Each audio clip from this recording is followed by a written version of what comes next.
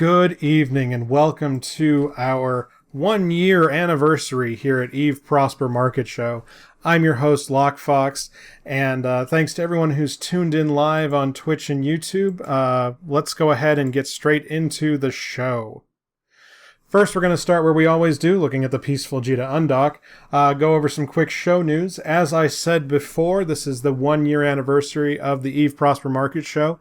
And I want to thank everyone who's tuned in from the bottom of my hearts. The turnout has been amazing, the amount of subscribers and interaction, and I really want to thank every single fan for tuning in to this show, whether you're new or have been here the whole time. It's been a real passion project, and I really do appreciate that. If you are new here, if you want to keep up to date with all the market news that Eve has to offer, all you have to remember is Eve Prosper. That'll get you to Twitch, Twitter, YouTube, and the blog. We're live on Fridays at 0200 on Twitch and YouTube. Follow there for more information. And if you want to support the show more directly, we do have a Patreon, and I really do have to thank all the patrons who do contribute. It means a lot to us. It keeps the lights on. It makes it easier to produce the show. It keeps subscriptions for things like Premiere that helps edit the show faster, helps us get our hands on hardware and hosting. It really does help a bunch. And if you can contribute, do. If not, feel free to send this show along to all of your friends. The more we can share it with, the better. So thanks again, everyone who tunes in. Thanks again for a year of doing this. It really does mean a lot. There were two big pieces of news this week. First piece of news that we're going to glaze over is the Parallax features coming out on November 3rd. I think these they're nice, they're good, they're fine the way they are. There's things like jump fatigue reductions, and rumors of the drifter incursions coming back. But that doesn't really have a whole bunch of bearing on the market, in my opinion, so we're going to skip over that. The big pieces of news I wanted to cover were, one, the Tech 3 blog, the Tranquility Tech 3 blog that was released this week, highlighting all of the new tech that they've been putting into the Eve cluster. This stuff is really cool, and if you guys have any interest in hardware infrastructure or what actually runs the Eve cluster, this is a great peek behind the curtain to see what they're setting up. There was a lot of great discussion on the Tweetfleet Slack talking about the actual grade of the equipment, and the news I'm hearing is that this stuff is like seriously top shelf kind of stuff. So it's a really cool blog.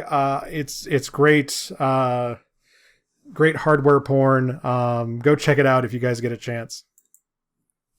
Next, the big news this week that came out this morning, and that, if you've been on the Eve Reddit, is absolutely burning the place down, split the community 50-50, is the ability to purchase skill points. And I actually really love this change, to be completely honest.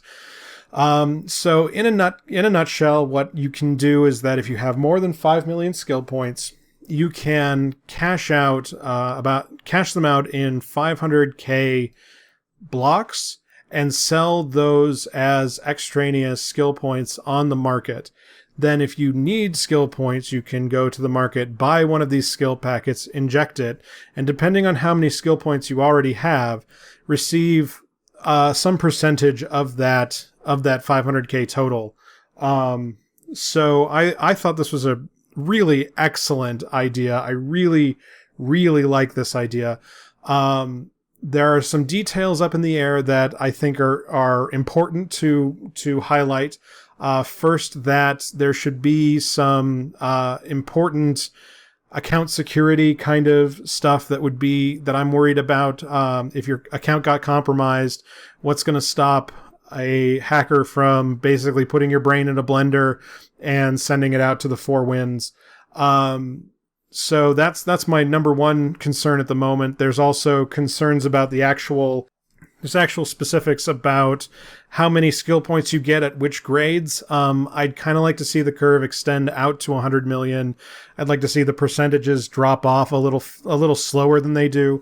Like right now, the top tier from 80 million and up, I think, gets 20k of those 500k skill points. And I get it. I understand why. This means that for generalist kind of things, it might be more fortuitous to just buy skill point packets if you're trying to get that to that 10 million or 15 million alt kind of level. But if you need a specialist like a capital alt, you should still go to the character bazaar. Again, I like all of this. It's pretty decent. There's some really great feedback going on, but it's really split the community 50-50. The big worry is that this is a pay-to-win strategy, and I really don't buy it. It depends on how much it actually costs in Aurum or Plex or whatever it's going to cost to get the thing figured out. And I'm hoping that cost is nearly negligible. Like we're talking 50 Aurum for a packet, for instance, because I really want to see skill points float freely. And I think we're going to be surprised when it comes down to it that given commensurate, if you compared it against Plex, I think it's actually going to be a decent deal versus Plex. Given the number of people who are willing to push into the project, players like me who might have alt accounts that are full of characters that have nothing to do, or generating skill points on a character that really just needs to stay active to keep logging into. So I'm really excited for this change. I really like the design. Like to see some more details, and we'll see as things go on. Now, just to wrap this up in a nice little bow, I don't think this is going to have a really big impact on the Plex market per se. Quant was being cheeky in the Reddit thread about adding more volatility to Plex, and I think this will give people the end result I end up seeing is that I think that for the same amount of Plex time, skill points are going to be undervalued, and that will mean that that it'll put brakes on Plex. So people will say, well, I mean, I could keep my account open for another 30 days with a Plex, but I could just add those 30 days of skill points for 80% of a Plex, something like that. Why would I pay full price for a Plex at that rate? I think this will be a moderating force in the price of Plex in the long run. With that, moving on straight into our bread and butter, Plex. This was an interesting week. We're sitting pretty stable at 1.2 billion-esque.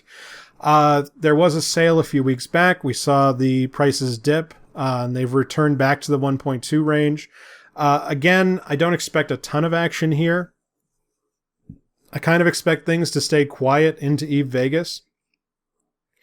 And we'll see things perhaps rise with some of the announcements, depending if there's a new trailer out, for instance, might send a Plex higher. If the Capital news is particularly good, which I should have mentioned that in the earlier part too. If the Capital news is particularly good, that might show some positive pressure in Plex. I think we're in a reasonably stable spot right now at 1.2. If you need to buy to keep your account open, this is really the best time to be buying. If you are buying to shore up your wealth, this is not a great time to be buying. I mean, to be honest, I have a hard time saying it's going to go back down to 1.1, but seeing as it's not a local minimum, I don't think it's a great investment time. So if you need Plex and you just need it to sustain yourself, now would be a good time to buy, maybe 2 or 3 months worth. If you have the cash, now would be the time to pocket it away. The next good chance you're going to see is probably after American Thanksgiving here in 5 weeks, I think. So keep that in mind. Looking at the 1-year view, we're still pretty hot and high versus historical records. We're back into a more normal path. If we look at the previous lull to the current high, the actual slope is looking more sustainable. We're in a rather stable equilibrium at the moment, which is why this is really going to be such a good chance to buy. Now, of course, that we could see things slide down, but I think we're going to see positive pressure until the end of November.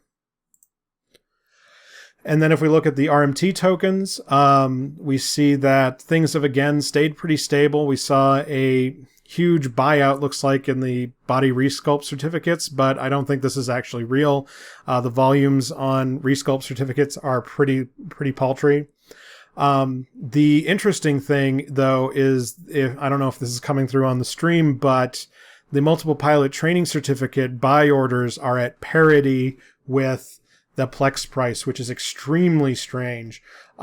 This is something I wouldn't have expected. There's usually been, if we look at the history, there's been a pretty decent buy margin on these, but I think that thanks to the multiple buy order mechanics that have been added, this has become a much easier to close the gap and making the market more efficient. So perhaps we'll see how things go. And then, pulled fresh off the presses right before this show, buy and sell prices on Plex looking pretty stable. This particular buy and sell spread is a lot wider than usual. We don't usually see these sustained wide margins, which might signal some downward pressure. There was a quick blip thanks to the dev blog, bringing it just above the 1.2 billion mark, but I have a hard time really saying that that's a real thing. I think this is just some happy speculation. I really don't think this is a real bump, and we may see some positive pressure in the next week, but I only think that's going to move us up to maybe 1.25 billion, if that. So that's my 2 cents on that one. Right, and if we look at the Plex prediction that I put out a few weeks ago, again, we see that, as I said last week, our starting position was bad, but our slopes aren't. So I've been meaning to re-roll it so that we can do like a part 2 prediction and actually get the thing inside the lines. I'm still standing by the end price. I think that 1.2 is a pretty decent price for the season. This would show that the high end price could be 1.5, but I have a really hard time swallowing that price still. But we'll see how things go. Moving on to minerals. We talked about titanium last week, had quite a bit of a bump, cresting over 6.2. So if I may take a side route for a moment, there was some very strange behavior last week. And if you go back to last week's show, I encourage you to check out the mineral and outlier reports. We saw some very strange flags. First, that titanium had flagged. We saw some strange behavior on Mech Salon. And we also saw some capital modules flag, and there are rumors flying, and I'd like to repeat that these are rumors, that some of the capital information may have been leaked from the CSM to some inner circle groups, and there's nothing confirmed yet. I haven't heard anything about which CSMer may have done it, what information specifically leaked. I haven't seen any of those. I have not seen a particular real leak that says, oh, well, this will get buffed and this will get nerfed. But the flags are disconcerting, and I'm teaming up over this weekend with the Cap Stable guys to see if we can build a report and get to the bottom of this. So make sure to tune in there at capstable.net, I believe, and we'll be publishing something probably around Eve Vegas. I don't know if Lantheris will be talking at Eve Vegas, and he might put it in his talk. So keep your eyes peeled there. There's something fishy going on. It looks to be cleared up this week. I didn't see as many flags in weird places. The market seems to have reset, but there could have been a spoiler out there. Heads might roll. The news does not look good, to be completely honest. Moving on to pyrite, things are relatively stable. We're seeing a slight decline as we hit 11.4 yesterday. I think we're going to stay in this 11.4 to 11.8 band, maybe with slight downward pressure. I think that nullsec miners are being more productive than the market can really bear right now. I'm not sure if pyrite is specifically coming out of nullsec, but the tempered demand might be what's going on here. We also may have reached a peak slightly too high, and we're easing back down to 11.4. So I think we're going to be heading down in the next week. I don't think by very much. But again, keep your ears to the ground when it comes to the capital changes, because I think pyrite's going to be important if the capital changes come out as good. Moving on to the show's little darling, Mech Salon. I gave a price alert about this a few weeks back. We'll look at the actual zoom in just a second, but as we can see, prices have stayed relatively stable. We crested above 70, but have been sliding very slightly down into the 68-ish region. Again, I think that's a stable price for it right now. We could see another spike up to 75 on the Eve Vegas news, but in honesty, I think the speculation has already run itself out on Mech Salon, and either we're going to stay stable or slide down to 65. So if we look at the buy and sell prices, we see, for instance, this is what concerns me, is this spike above 80 where all the sell orders were bought out. I think this is the particularly worrying piece of data in the trend. Otherwise, things are looking relatively healthy. As I said a few weeks ago when we put the price target in at 55, I said to sell at 65, but we're now pretty stably around 70. If you're still bought in, I would sell just to get out while the getting's good. Better to make money and pocket it now than to get greedy and get caught with something that you didn't expect. But the prices could still go up slightly. I just have a hard time calling that a buy-in at this moment, this moment specifically. Moving on to Isogen. Isogen has been on a weak rise for the last few weeks, and we're getting towards 130. We're about 125 right now. Things are staying relatively stable. Again, if Mech Salon rises significantly, Isogen might follow, but Isogen's a bit of a weird one to do predictions on. It's kind of in a stable spot at the moment. Noxium is continuing the slide. I was expecting last week that we'd stay between the 500 and 480 bands, but we're sliding down below that.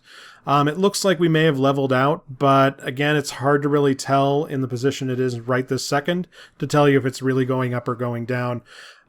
These high-end minerals, Noxium, Zydrine, and Megasite, have the expectation of being oversupplied if nullsec is particularly productive. It has a high value per meter cubed, which means it's easier to move. There's less of it needed in any particular construction. It's not really a what's the word I'm looking for? It's not hard to move around, so if it has a good price, people will export it. If they need it, they will consume it locally. It's not that big. It's not that valuable. So Zydrine, we're seeing some recovery. I again said that my price target for this is 1K, but market keeps proving me wrong. We're still at just above 1100, trending up very slightly. But again, I don't put a ton of credence in this. We should be expecting things to change over the next month or so, and I still expect it to slide through November into January, but we'll see if that actually happens. And Megasite is also staying relatively stable, still staying in that 1400 to 1500 band it's been in. Looks like it's, again, same behavior, very slight down. If nullsec is particularly productive, they will push the price of this down. With the next patch introducing the ability to turn on and off SOV modules, though, this might actually stabilize because people may not be investing in their indices as much as the balance changes go on.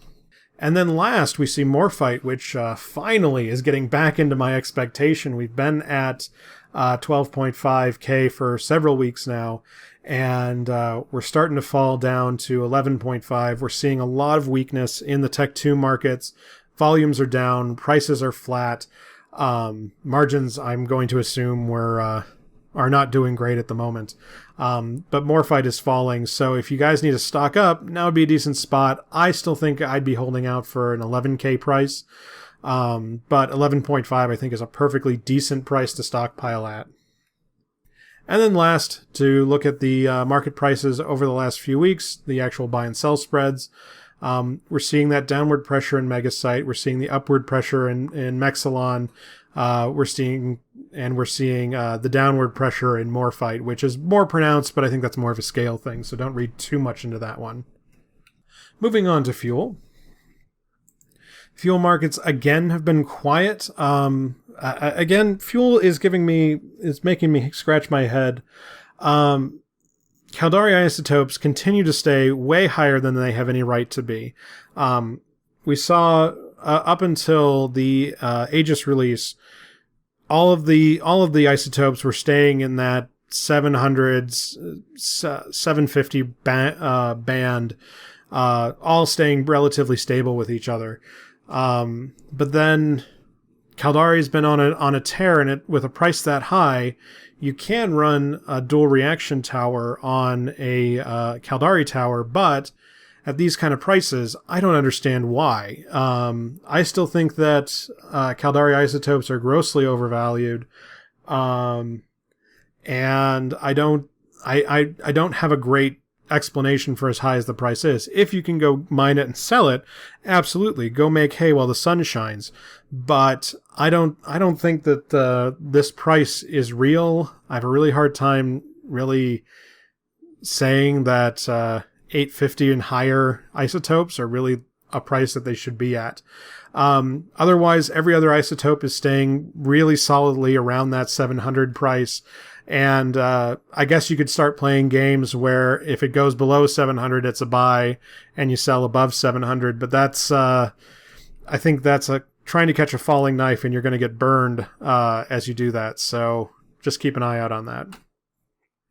Moving on to fuel blocks, again, things are staying relatively stable. We're seeing prices commensurate, prices in line with their isotope.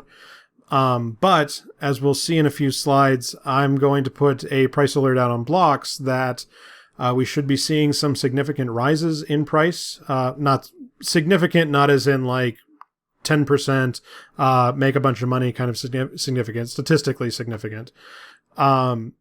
Kinds of rises, because all of the PI materials that go into building fuel blocks are on the rise at the moment. So we'll talk about that in just a few minutes. But first, let's start our outlier analysis. We start where we always do, in advanced materials, and things have been a little bit weird. We saw ferrite carbide spike up again, and also a couple of the metamaterials spiked interestingly. Also, things like phenolic composites have come out of the drag they were in. We saw those falling to 1,300, but looks like somebody's trying to manipulate the price back up above 1350. Nanotransistors are seeing a similar bump. Looks like a large buyout, but again, I don't know if that's going to actually be sustained. We see that the fall in siluramic fibers has finally abated, and it's hit the floor at about 240, which, to be honest, I think is basically the price of materials, so I don't know who's making any money on that. Otherwise, things are looking relatively stable. We'll look at some of the other ships. There weren't a whole lot of Tech 2 ships flagging this week. I'm not sure what's exactly driving things at the moment. Things are actually kind of quiet on a lot of the market fronts this week. So, moving on. Looking at the siluramic fibers, like I said, looks like we hit the bottom and we're cruising back up slightly. If you can get this at 230, 235, I would buy it. Understand that you're probably holding on for a while. It could be 2 or 3 months worth of holding on. But I would be shooting for a 280 price tag if you believe that T2 volumes will go up. I have reason to suspect they will. I think that this particular winter is going to be a decently busy one with the changes that are coming in and a lot of the announcements that are coming down the pipe. I think there's going to be a decent amount of activity. So I would consider buying in if you're looking for something to hold onto for the long term, but understand that it might be a rather long term. So be patient. Moving on to PI, we're starting at coolant, and we're seeing a huge breakout as we went from about 10.5K up north of 11K. Things have been on a slight positive pressure over the last few weeks, but I sort of just chalked this up that we'd hit 10K, and basically that would be it, and we blew right past that. So I don't know if this is stocking up for Citadels. I don't know if this is particular PI constraint. I don't know if this is somebody stocking up on fuel, but coolant prices are high, and if you can go sell, I'd sell this weekend. Same with enriched uranium. We saw it dip into a pretty deep trough just above 10K and is shooting back up to 11K. Again, this is a little bit weird. It hasn't quite broken out of the 11K spot it was at. So I'd still hold on to this. I don't know if it's quite a sell point yet. I'd be looking for 11.5 or higher to sell out at. But also mechanical parts are seeing a similar breakout at 9.4K, and trends look positive. This one, I have a hard time saying that it'll actually get all the way to 10K. It looks like it's near its ceiling, but we'll see where things go. And last, robotics, which has been very stable. For the last few months, we've seen some rises and falls, but those have been, if you look at the volume chart, they've been, the rises and falls echo a lot of the volume weirdness that we see. But we're seeing things stay relatively sustained and keep rising. And if you have robotics, now would be a great time to sell some of them. I know a lot of people produce fuel on their PI planets, and this would be a great chance to sell out. Now, also expect these prices to be reflected in the price of fuel, but PI only accounts for about 10% of a fuel block's cost, so I wouldn't really put your eggs there. I think these are more valuable as PI materials than trying to ride them out into the fuel block market. Next, the next one we had on our radar for the last few weeks have been Navy battle cruisers because of the proposed changes. Again, things have been hectic for the last few weeks, but had settled down.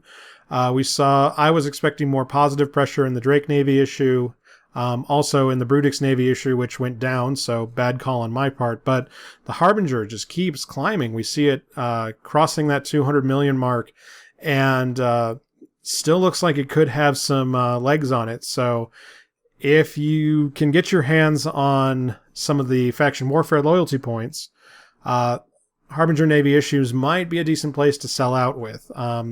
These changes actually went out. They're out and live, aren't they? But yeah, I like the new changes. I think that battle cruisers are one of my favorite classes. I'm actually kind of surprised the Drake Navy issue isn't tracking higher, because I really expected missiles to be more popular at the moment, but we'll see. Like I said last week, I'm not very good at guessing the meta changes in the exact. I'm not a good EFT warrior. Another one we've been tracking is the T3 cruiser market. Again, we keep seeing a lot of heat in the Legion market and in the Proteus market, though the Proteus market has cooled down. Tengus have settled down into their, looks like 175 band, which is perfectly fine. The Loki is down, but could very well rebound over the weekend. I'd be shooting for a 200 million price. That might be a decent one to buy in on. Prices continue to stay high. I still think this is a producer's market more than a buyer's and seller's market. So if you can build T3, this would be a great chance to go be doing so. Anyway, moving on to the Devoter. Now, this one is an interesting one. This is a a Hictor, a heavy interdictor.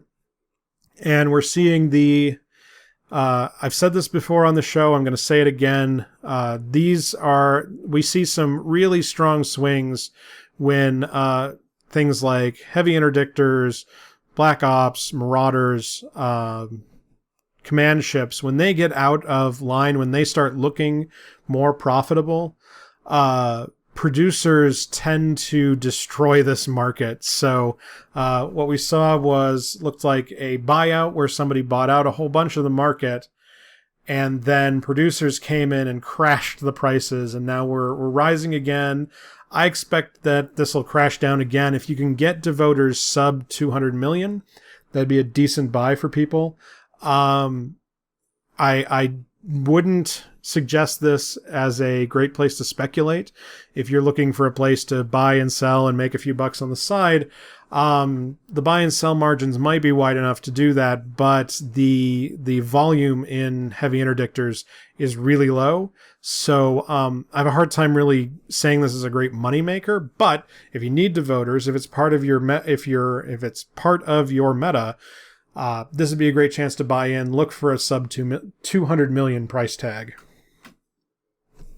which I think should be over the next week or so. Next, the Saber is on quite a ride. Volumes look a little higher than usual, but the prices are just insane.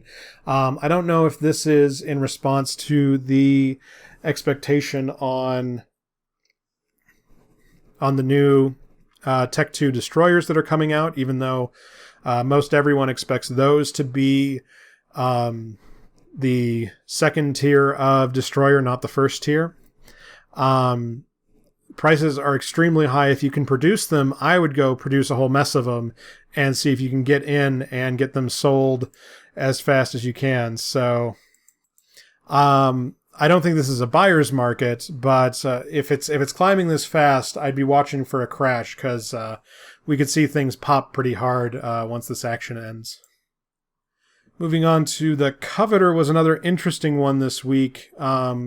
Usually prices stay extremely stable. They looked like they were tracking low-end mineral prices, but then there was a sudden spike, probably due to the titanium price, and now a overcorrection. So if you can go buy them right this second, Coveters might be a decent place to buy a fistful.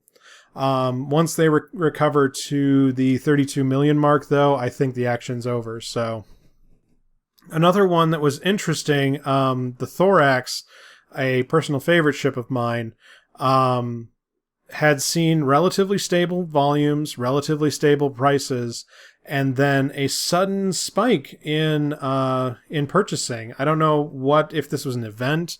This is an RVB thing, is actually what it kind of looks like. Really bought out the market, reset the price. The prices are still pretty high, and if you're a producer, you could probably make a quick buck here on the weekend. But I wouldn't expect to be making any money come Monday. So get in there, get a few produced. I wouldn't produce more than about 20 if you're going to go all in. But this would be a decent chance to sell to a market that's a bit high at the moment.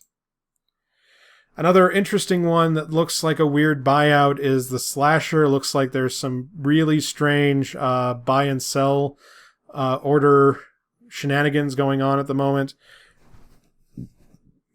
Not sure if this is because of the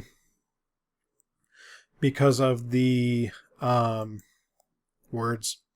The Amard succession trials, if this is some weird speculation about that.